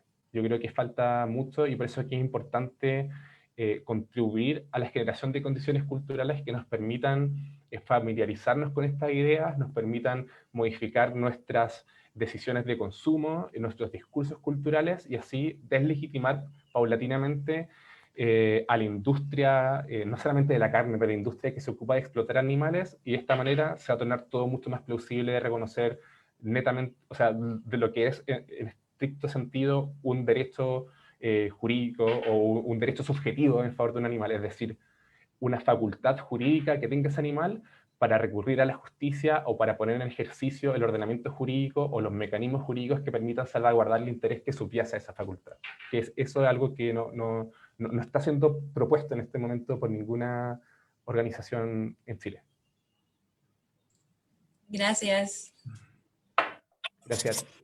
Muy bien, chicos. ¿Alguien más? ¿Quiere abrir el micrófono para una última pregunta personal con Diego? Hay una pregunta en el chat. En el chat, sí, más cuestión personal. A ver, Diego, ¿qué opinas tú? Dice, bueno, felicitarte por tu exposición, que le permitió a Siri comprender muchas cosas basadas en los derechos y la ética, y su pregunta es cómo ella, siendo menor de edad, podría defender su decisión de ser vegana. Bueno, acá tendrías 28 formas diferentes de contestar eso, pero bueno, la pregunta es a ti, Diego, ¿qué harías en ese lugar? Bueno, habría que distinguir los planos en los cuales se puede defender o podrías verte la necesidad de defender el hecho de ser vegana. Yo creo que en un plano netamente cultural o frente a tu familia, a tus iguales, bueno, hay bastante como se ha escrito bastante acerca de cómo justificar la elección del veganismo, como ya lo hemos dicho, en consideraciones medioambientales, para evitar el cambio climático o para evitar el sufrimiento animal. Existen muchas formas de justificarlo, pero yo creo que lo más interesante es qué es lo que sucede cuando, por ejemplo, jurídicamente estás en una situación en que pareces estar desprotegido en cuanto a tu opción de ser vegano. Generalmente, esta afectación del veganismo personal, de esta decisión ética personal, se puede producir en aquellos contextos en que existan espacios físicos de poder en que el Estado ejerza un particular control sobre el individuo. Esto ya casi como en términos Foucaultianos, en las cárceles, en los hospitales y en los colegios. Obviamente los colegios públicos. Entonces, ¿qué es lo que sucede? Muchas veces, bueno, en estas instituciones, hospitales, cárceles, colegios, existe comida o, por ejemplo, almuerzos que te otorga la institución, y muchas veces te puedes ver en la necesidad de o no comer o comer una comida que no es vegana porque no se contemplan opciones veganas. Por ejemplo, gente que está hospitalizada y le dan comida, por ejemplo, carne, o en los colegios también sucede mucho. Y respecto a eso se ha ido avanzando comparadamente en el último tiempo. Por ejemplo, en diciembre del año pasado, en Nueva York, por primera vez un hospital estableció un menú vegano porque se consideró que era ilegal o inconstitucional forzar a una persona vegana a no consumir esa clase de alimentos. En una cárcel también sucedió aquello en Nueva York durante el mismo mes. También hace como un año en Alemania, en un colegio también se reconoció la necesidad de crear una opción vegana para los alumnos de esa institución, y quizás el antecedente jurídico más importante a nivel comparado el último tiempo tuvo lugar a comienzos de año, durante enero de este año, el caso de Casamigdana en Inglaterra, que era básicamente una activista que formaba parte de una organización animal, y esa organización animal entonces invertía los fondos, tengo entendido, de jubilación de sus trabajadores en distintos commodities, y uno de esos commodities eran acciones de una empresa que explotaba animales. Entonces era una organización animal que tenía entonces este trabajador que era absolutamente vegano, y que parte de sus fondos estaban siendo invertidos en una empresa que explotaba animales. Eso lo representó a su empleador y lo despidieron. Y él judicializó este asunto y ganó. Y es por primera vez en el mundo que se considera de que el veganismo forma parte de la libertad constitucional de conciencia de las personas, de manera de que discriminar a un trabajador o despedirlo por su veganismo, en este caso, es una violación de su derecho fundamental de libertad de conciencia. Entonces, ¿por qué me doy toda esta vuelta? Porque yo creo que existen, y cada vez está más cerca de que solamente hay que hacer activismo judicial y ver si es que funciona o no, hay que judicializarlo en nuestros países, pero al menos yo creo que existen fundamentos jurídicos, fundamentos de derechos humanos, fundamentos comparados para obligar al Estado a que no te obligue a estar en una situación de tener que vulnerar tu libertad de conciencia respecto al veganismo. Ahora, quizás de estos tres espacios de poder, que son las cárceles, los hospitales y los colegios, o las escuelas, yo creo que las escuelas es quizás la situación más difícil, porque suena súper injusto, pero al parecer existe como una impresión de que las personas que son menores de edad tuvieran una menor capacidad de tener una libertad de conciencia que un adulto. Es como que fuera una suerte de conciencia en desarrollo, que probablemente es una cuestión súper discutible y una discriminación arbitraria. Habrá que ver caso a caso, porque, por ejemplo, a veces para ser imputado por un crimen a una persona de 15 años lo pueden considerar imputable, pero también yo he conocido adultos que parecen, quizás no podrían ser imputables. O sea, al final, como las facultades como de madurez, o las cualidades de madurez de una persona varían y no están determinadas necesariamente por una edad matemática, pero claro, es un tema que al menos se puede invocar de esa manera. Por mucho de que uno sea una persona menor de edad o esté en un contexto, por ejemplo, como una escuela, eh, argumento que también sirve para incluso dentro de tu núcleo familiar, el veganismo no se trata solamente de una decisión de mercado o de una moda o de un estilo de vida saludable, sino que forma parte de una decisión absolutamente profunda, arraigada en lo más profundo e íntimo de la conciencia personal de las personas, y cuando pasan a llevar esa decisión personal están violentando tu libertad de conciencia, que es un interés que está constitucionalmente protegido y considerado como un derecho humano por instrumentos internacionales y está reconocido prácticamente en todas las constituciones, al menos de Occidente. Así que esa es como la idea fundamental, es parte de tu libertad de conciencia. Bueno, es muy importante este aporte porque hablábamos recién de que las generaciones futuras, ni siquiera las nuestras, sino los chicos que vienen después de nosotros, se hablan de que son una generación colectivamente más despierta, más consciente con el medio ambiente, con los demás animales, y siempre la postura que tenemos, que nos ha pasado personalmente en activismos con la organización o en diferentes oportunidades educativas que hemos tenido la oportunidad de hablar de veganismo y venía alguien menor de edad, siempre luchamos con esta imposición primaria de, bueno, yo no decido, no tengo el privilegio por ser menor, de decidir lo que se come en mi casa, de lo que compra mi mamá, de lo que compra mi papá, de lo que se come en la cena, pero sí decirte a Siri, a todo, bueno, a Nina también, que es pequeña, que felizmente acá en este curso tenemos gente de todos los rangos de edad y gente que ha cambiado sus hábitos de consumo muy grandes y otros muy jóvenes. Siempre nosotros abocamos a hablar con empatía y con amor, porque uno cuando a veces intenta imponer tanta información, a veces termina logrando el efecto contrario, ¿no? De que incluso el núcleo familiar se termine cerrando. Pero a Siri te invitamos a que a partir de que termines este curso, que si tu familia se interesa, siempre les dejes la puerta abierta a ellos para que ellos conozcan el mundo que vos descubriste, ¿no? Que en realidad es este.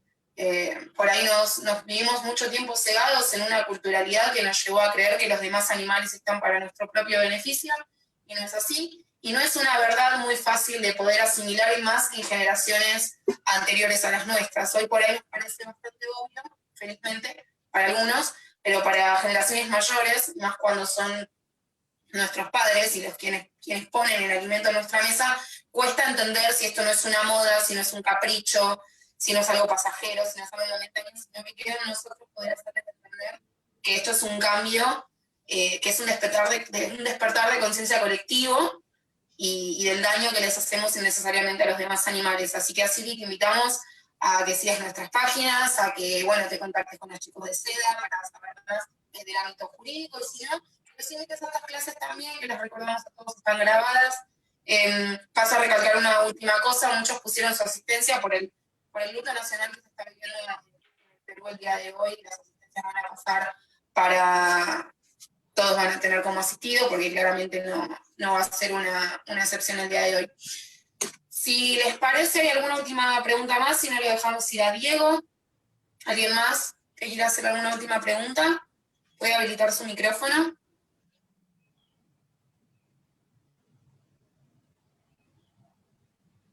¿No? Bueno, Diego, creo que ha quedado todo más que claro. Sos un excelente abogado, sos una persona que da un placer gigante escuchar, con algunos términos que algunos se nos van, otros vienen, pero entender de que esto no es de ahora, sino que desde la filosofía también hubo una construcción sobre la percepción social y cultural que tenemos sobre los demás animales. Agradecerte tu tiempo, tu buena predisposición, impecable exposición que ya Diego está grabada en Facebook. Pueden contactarla a Diego, pueden contactar todo el trabajo que está haciendo SEDA Chile. les queremos agradecer a todos por haber participado un domingo más. Diego, si quieres dar unas palabras de cierre.